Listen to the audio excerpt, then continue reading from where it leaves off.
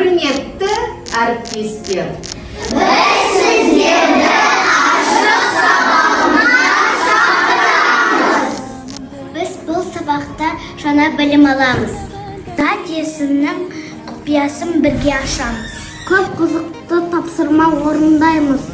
сөз әлеміне саяхат жасаймыз. Тілімізді дамытып, білімімізді кеңейтеміз. Ашық сабағымыз 18 ақпан сағат 14:25-те өтеді. Сіздерді күтеміз! Қырандай шетелдерден қиядағы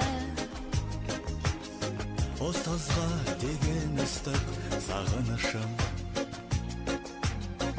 Біренге қалай ғана сыялады Ұстазы